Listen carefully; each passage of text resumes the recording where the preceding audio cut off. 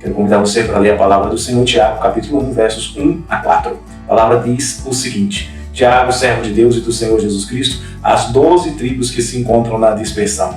Saudações. Meus irmãos, tende por motivo de toda alegria o passardes por várias provações, sabendo que a provação da vossa fé, uma vez confirmada, produz perseverança. Ora, a perseverança deve ter ação completa, para que sejais perfeitos e íntegros, em nada deficientes. Nós vamos falar sobre Tiago a partir de agora. Assista este e os outros vídeos, não perca nenhum. E para você não perder nenhum, o jeito é muito simples. Primeiro, se você ainda não fez a sua inscrição, faça agora mesmo, é só clicar aqui embaixo. Segunda coisa que você pode fazer é ativar o sininho das notificações, assim toda vez que nós publicarmos um vídeo você vai ser informado.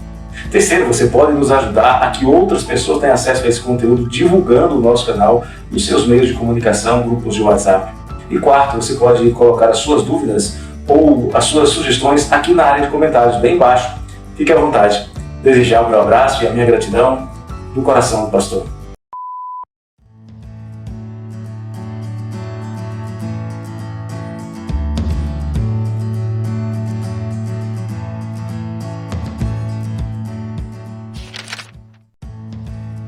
Continuamos então a falar sobre a carta de Tiago, apóstolo do Senhor Jesus Cristo, irmão do Senhor, que nos convida a fazer alguns testes. O primeiro teste é teste do seu coração. Tiago, capítulo 1, verso 2 diz: Meus irmãos, tende por motivo de toda alegria o passardes por várias provações. É comum encontrarmos diversos tipos de testes na internet. Teste para você saber se é de direita ou de esquerda, teste para você conhecer o seu perfil psicológico, teste para descobrir a sua vocação profissional, testes e mais testes. Lendo a carta de Tiago e através dela, nós vamos também fazer alguns testes sobre a natureza da nossa fé. A primeira coisa que Tiago propõe é como você se sente quando a sua fé é provada. Talvez você comece a pensar em provações como questões de saúde, ou de emprego, ou de relacionamentos familiares, ou relacionamentos interpessoais. Sim, eu sei que problemas nesta área podem ser instrumentos de provação.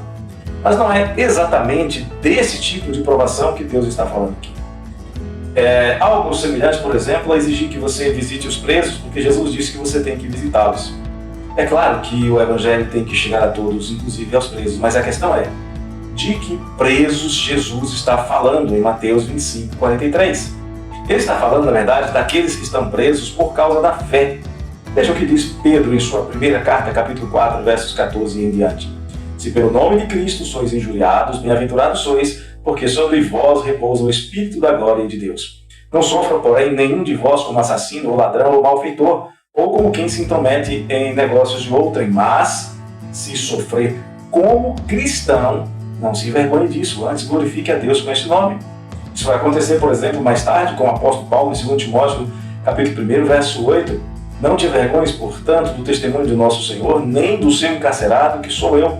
Pelo contrário, participa comigo dos sofrimentos a favor do Evangelho segundo o poder de Deus. Tiago está falando aqui do sofrimento por causa da fé, da provação que vem por causa do testemunho. Se alguém está desempregado por ser mal empregado, um negligente, um preguiçoso, um incompetente, então isso não é perseguição. É caso de tomar vergonha na cara, de aprender a trabalhar correto, a trabalhar como um justo. Se está desempregado por questões conjunturais, crises econômicas ou algo parecido, então é função da igreja ajudar quem está sofrendo. Em Gálatas 6, capítulo 1, verso 10, diz: Por isso, enquanto tivermos oportunidade, façamos o bem a todos, mas principalmente aos da família da fé. Mas, se está sofrendo, por exemplo, se perdeu o emprego por perseguição religiosa, por verdadeira perseguição religiosa, então sim, aí nós temos um caso de perseguido por causa de Jesus. Em João 15, 20, Jesus nos adverte: Lembrai-vos da palavra que eu vos disse.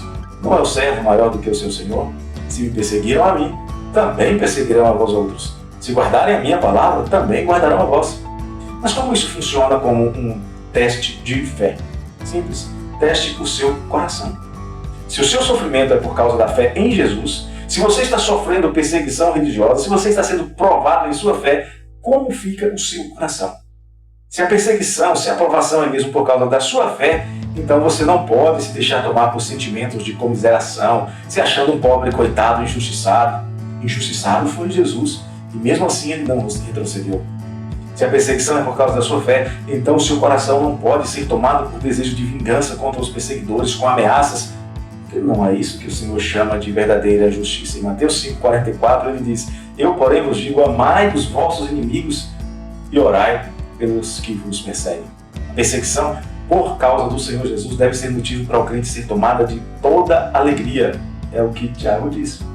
Esta expressão, paz hará, tem basicamente dois significados: gozo e deleite calmo. Não se trata de sair pulando no meio da rua como quando seu time ganha um campeonato, mas sentir-se interiormente feliz por saber que foi considerado digno de sofrer por causa de Cristo. Como aconteceu com os apóstolos em Atos 5,41, e eles se retiraram do sinédrio, regozijando-se por terem sido considerados dignos de sofrer afrontas por este nome. Saíram regozijando. Paulo, que muitos usaram para rejeitar a carta de Tiago, escreve aos crentes tessalonicenses, concordando inteiramente com Tiago, dizendo que sofrer por causa da fé é uma evidência de que está havendo desenvolvimento, crescimento na fé. Segundo Tessalonicenses 1,3, Paulo diz o seguinte: irmãos, cumpre-nos dar sempre graças a Deus no tocante a vós outros, como é justo, pois a vossa fé cresce sobremaneira, e o vosso mútuo amor de um para com os outros vai aumentando, a tal ponto de nós mesmos gloriarmos de vós nas igrejas de Deus, à vista da vossa constância e fé, em todas as vossas perseguições e nas tribulações que suportais. Sinal evidente de reto juízo de Deus, para que sejais considerados dignos do reino de Deus, pelo qual, com efeito, estáis sofrendo. Você nem precisa procurar muito para perceber que o ensino da Bíblia é exatamente o contrário do que dizem algumas falsas igrejas em seu falso evangelho de prosperismo. Nesses, na verdade, alguns prosperam, mas somente os líderes. Se você sofre por ser mau e negligente, sinto muito, mas tenho a lhe dizer que você não é um coitadinho nem está sendo provado. Você merece. Isso é motivo de vergonha e necessária mudança. Mas se você sofre por ser cristão, então você também não é um coitadinho. Você foi considerado digno de sofrer afrontas por causa do Mestre, e isso sim é motivo de toda alegria na presença de Deus. Isto indica que precisamos, de fato, testar a que experiências de fé nós temos sido submetidos para que passemos o teste e alcancemos então um nível mais elevado em nossa experiência de vida cristã com toda alegria na presença do Senhor. Mas sobre as experiências eu falo no próximo vídeo. Um abraço do coração do pastor.